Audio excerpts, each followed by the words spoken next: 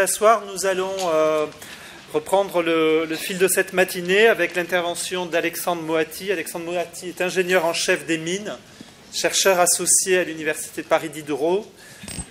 Quelle tradition polytechnicienne pour Adolphe Alphand? Monsieur Moatti, je vous donne la parole. Merci. Donc, connaissant peu la personne et l'œuvre d'Alphand, d'ailleurs, en tant que... j'ai présidé la Société des Amis de la Bibliothèque et de l'Histoire de l'École Polytechnique de 2006 à 2014, mais on plaide coupable là, parce que ce bicentenaire nous est passé tout à fait à côté, bien que nous en eussions fait d'autres là. Donc, connaissant peu cette personne et cette œuvre d'Alphand, nous avons cherché à l'étudier sous le prisme de son appartenance à la communauté polytechnicienne, aux traditions historiques s'y rattachant et à son identité polytechnicienne, parce que je pense qu'elle était très présente, et notamment son identité du corps des ponts et chaussées. Notre exposé s'intéressera en premier lieu à la famille d'Alphand, à la suite de quoi nous examinerons à quelle catégorie polytechnicienne il peut être rattaché, ou non d'ailleurs, en insistant sur le fait qu'il est difficilement rattachable à la tradition des ingénieurs savants, puisque c'était un peu le début de mes discussions avec les organisateurs du colloque, et la réponse finalement est négative. Plus évident nous est apparu son rattachement à la grande tradition historique des ingénieurs du corps des ponts et chaussées, polytechniciens, bâtisseurs et aménageurs. Ce faisant, nous nous sommes posé la question de son rapport à la modernité et à la technique, et mettons l'hypothèse à approfondir qu'il pourrait préfigurer le concept ultérieur de technocratie, pouvoir par la technique, tradition polytechnicienne s'il en est. Je commencerai par la famille. Donc, la première tradition polytechnicienne d'Alphand est familiale. Son oncle Jean-Antoine Alphand fait partie de la fameuse première promotion de Polytechnique, X 1794. De son père François Alphand, X 1797, on sait peu de choses. C'est un canonnier de l'an 2 qui fait une carrière militaire, comme souvent. Il commande l'artillerie à Lyon pendant la révolte des Canuts. Et il serait répertorié comme étant de tradition républicaine sa vie durant. Donc un père et un oncle polytechniciens vraiment dans les premières promotions. La tradition familiale qu'il perpétue s'éloigne quant à elle du métier d'ingénieur. Là, je vais peut-être enfoncer des portes ouvertes, mais enfin, comme j'avais fait quelque chose d'un peu plus sur la descendance, justement, son fils fut ingénieur ferroviaire, non polytechnicien. Il épouse néanmoins la fille d'Hervé Faye, qui est un grand savant polytechnicien, astronome, dont on avait fêté, lui, le bicentenaire de la naissance. Donc Hervé Faye, la fille d'Hervé Faye se marie avec le fils d'Alphand. Sur Faye, voir le bulletin de la Sabique, justement, numéro 55, que nous lui avons consacré entièrement. Son petit-fils Charles est diplomate, ambassadeur en URSS de 1933 à 1936, et le nom d'Alphand, enfin en tout cas pour moi, et pour un certain public cultivé, c'est surtout Hervé Alphand, 1907-1994, proche de De Gaulle, c'est son arrière-petit-fils pendant la Seconde Guerre mondiale, longuement ambassadeur à Washington de 1956 à 1965. Donc voilà, retrouver Alphand au sein de sa famille, à tel point que notre Alphand, celui dont on parle aujourd'hui, avait depuis un certain temps parfois perdu son prénom usuel. Monsieur Le Dantec l'a rappelé, et j'ai mené une petite enquête, puisque moi je suis wikipédien assez confirmé, et donc il était vraiment prénommé Jean-Charles sur l'encyclopédie en ligne Wikipédia. Comme vous le disiez, c'est de la tradition du troisième prénom plutôt au XIXe siècle. C'est bien Adolphe, et donc pour preuve là, issu de Gallica, A. Alphand. Donc comme ça, il signe à Alphand, et de nouveau à Alphand, comme ça. Donc il y a vraiment aucune ambiguïté. Pourtant, on continue à trouver du Jean-Charles Alphand à cause de l'Internet, justement.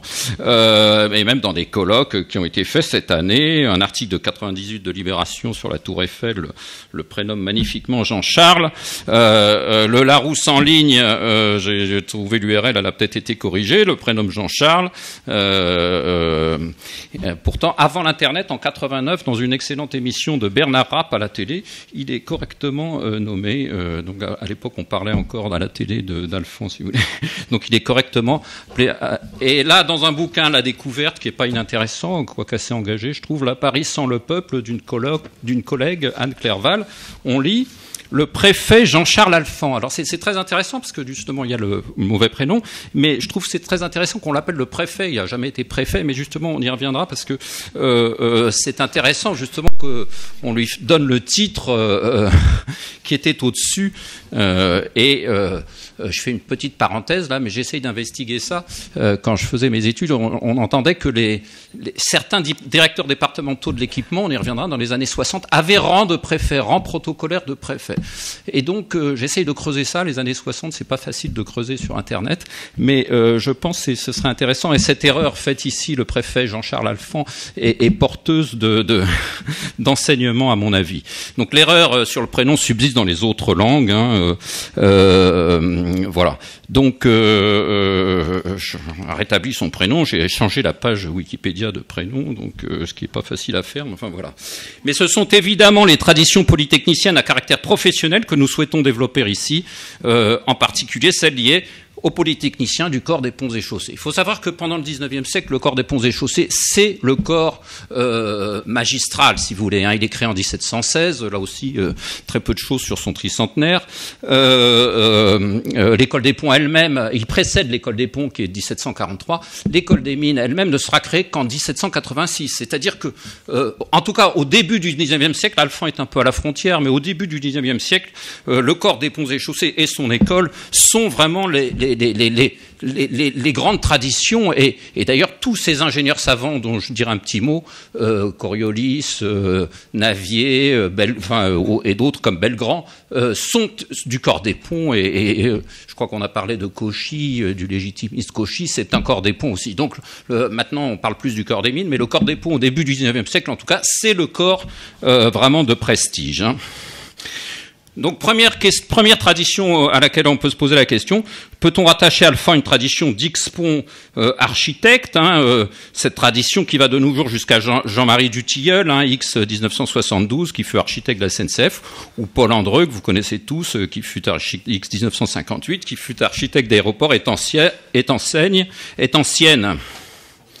L'enseignement de l'architecture, structure polytechnique dès sa création. Et ça, on a fait vraiment beaucoup d'études là-dessus. Je vous renvoie au bulletin de la SABIX numéro 16, 1996, École polytechnique et architecture, parce que il y a des choses très intéressantes. Donc, dès sa création, Jean-Louis Nicolas Durand, 3 prénoms, là, 1760-1834, est professeur pendant 40 ans, de 1794 jusqu'à sa mort en 1834, professeur d'architecture. Lui succède Léonce Reynaud, bien connu, lui-même polytechnicien et ingénieur du corps des ponts et chaussées. Voilà. Donc, de 1837 à 1867. Donc, vous voyez, 2 grands professeurs pendant 40 ans, puis 30 ans d'architecture à l'école polytechnique pendant tout le 19e siècle. Je crois que vraiment c'est quelque chose à prendre en considération. Alors, même si Alphand entre à l'X en 1835, dans la période de transition entre ces 2 enseignements, on peut éventuellement le rattacher à cette tradition-là. Cependant, il apparaît bien plus comme un ingénieur, tel que les a décrits Antoine Picon dans son livre sur la première école des ponts et chaussées, justement l'invention de l'ingénieur moderne, l'école des ponts et chaussées. J'insiste encore une fois que c'était vraiment l'école maîtresse à ce moment-là.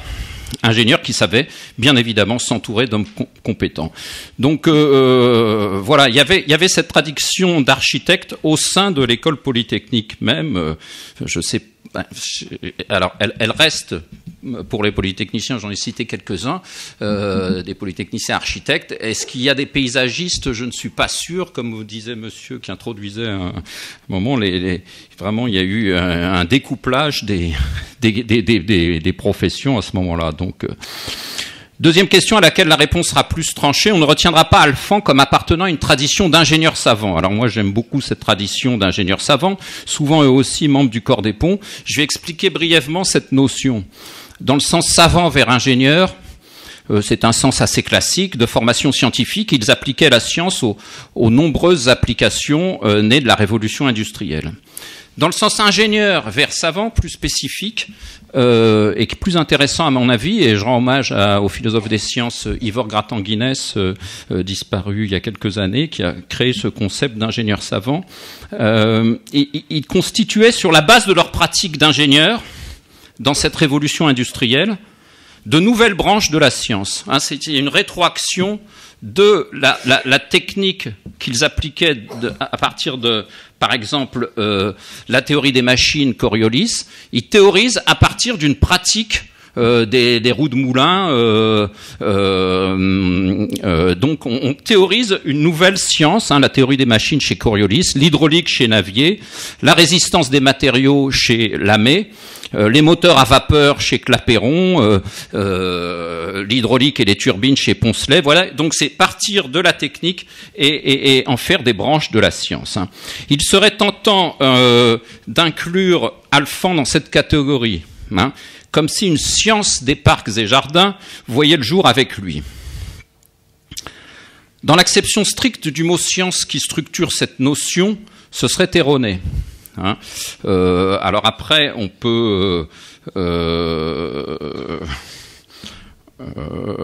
parler de la science du paysage, si vous voulez, mais on est loin de la notion à la base d'ingénieur savant, c'est quand même la science dure, si vous voulez, donc de la science exacte, on va dire. Donc je pense pas qu'on puisse le rattacher à cette tradition d'ingénieur savant, qui d'ailleurs est une période un peu plus limitée dans le temps.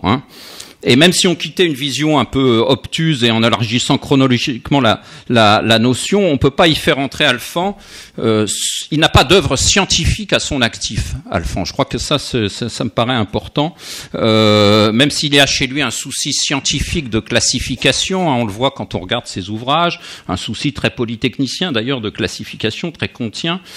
Il ne théorise pas, à mon avis, c'est à discuter, une science des parcs et promenades, d'ailleurs qui serait mot qui serait d'ailleurs à définir, et je le vois beaucoup plus comme un praticien que comme un théoricien. Et à la différence de son collègue justement du corps des ponts à la ville de Paris, Eugène Belgrand, X 1829, un peu plus âgé que lui, né en 1810, on fêtait le bicentenaire avec l'histoire des crues aussi, qui produit un certain nombre d'articles scientifiques. Alors Belgrand, lui, produit un certain nombre d'articles scientifiques à partir de 1846, notamment dans les Annales des ponts et chaussées, qui avait été créé en 1831 et qui sera élu membre libre de l'Académie des sciences en 1871.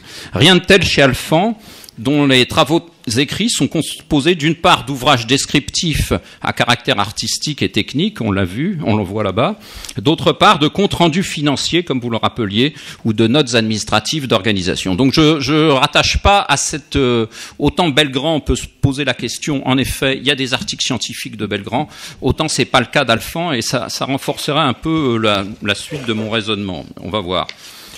Troisième catégorisation possible, que je prends avec beaucoup de pincettes, celle-là, celle de l'écologie.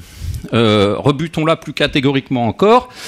Si nous l'évoquons, c'est parce qu'il arrive que la figure d'Alphand comme ingénieur des ponts, entre guillemets, écologiste, à travers sa création de divers jardins et promenades parisiens, est parfois enrôlée abusivement. Alors, soit dans des divers colloques, y compris cette année, je pense à des aménageurs de ronds-points qui se serviraient d'une image écologiste en se réclamant d'Alphand, soit dans des traditions polytechniciennes suite à la fusion du corps des ponts et du corps des eaux et forêts, qui a eu lieu il y a une dizaine d'années maintenant. On voit parfois apparaître des Alphand comme étant un des précurseurs d'un rapprochement écologiste entre le corps des ponts et celui des eaux et forêts. Là, je m'inscris en faux contre celle-là, et cette idée anachronique d'un Alphand écologiste avant l'heure me paraît au contraire quasi opposée à l'idée de modernité technique qui anime Alphand. Non pas que je défende cette idée de modernité technique, loin de moi cette idée, enfin je veux dire, je reste neutre là-dessus, mais attention à cette concordance des temps parfois trop poussée justement. Donc c'est cet idéal-là de modernité technique que nous souhaitons développer à présent en le croisant justement avec l'historiographie des traditions polytechniciennes. Tout d'abord, la tradition d'un corps des ponts, aménageur et bâtisseur. Cette tradition est bien connue. Mais la première trace d'envergure, sous les ordres d'un pouvoir politique relativement fort, se trouve à ce moment-là au début des années 1860. Le pouvoir politique est représenté par Napoléon III, le baron Haussmann, préfet de la Seine, qu'entourent 3 X-ponts, les a longuement rappelés, Alexis Michal, X 1819, qui est le directeur, et donc ses collaborateurs, on en a vu pas mal là, mais je recite juste Eugène Belgrand et Adolphe Alphand, tous les deux du corps des ponts et chaussées. Et bien sûr Jean d'Arcel, qui est lui aussi du corps des ponts et chaussées. Bon, voilà. Donc, en suivant dans le temps cette tradition polytechnicienne, On ne peut manquer de faire le parallèle avec la Ve République. Et là, je pense qu'il y a une concordance des temps intéressante. L'aménagement du Grand Paris, exactement 100 ans plus tard, hein, vraiment décennie 1860, décennie 1960. Le pouvoir politique à volonté transformatrice, incarné par Napoléon III en 1860, étant représenté par le général de Gaulle, peut-être un rien bonapartiste, pourrait-on dire. Le transformateur en chef, incarné par Haussmann dans les années 1860, étant l'inspecteur des finances, qui sera nommé par la suite préfet Paul Delouvrier, hein, donc inspecteur des finances non énarque, hein, rentré avant la création de l'ENA, hein, donc Paul Delouvrier, délégué général au district parisien de 61 à 69. Et auprès de lui, à nouveau des ingénieurs des ponts et chaussées, justement, qui s'assimilent à ceux que Madame Santini nous a montrés. Hein, je rappelle leur nom, Jean Millier, X 1938, corps des ponts, premier maître d'œuvre du quartier d'affaires de la Défense. Bernard Hirsch, X 1945, concepteur de la ville nouvelle de Cergy-Pontoise. Et Serge Goldberg, ma connaissance, le seul encore vivant, X 1948, concepteur de la ville nouvelle de Saint-Quentin en Yvelines. Et donc, vous voyez, on peut retrouver cette tradition comme ça, presque identique 100 ans plus tard, et je trouve que ça, c'est une concordance des temps qui me paraît vraiment intéressante. Mais allons aux racines de cette tradition-là. Hein. La modernité, d'une part, le pouvoir par la technique, ou technocratie, d'autre part, en examinant la manière dont Alphand y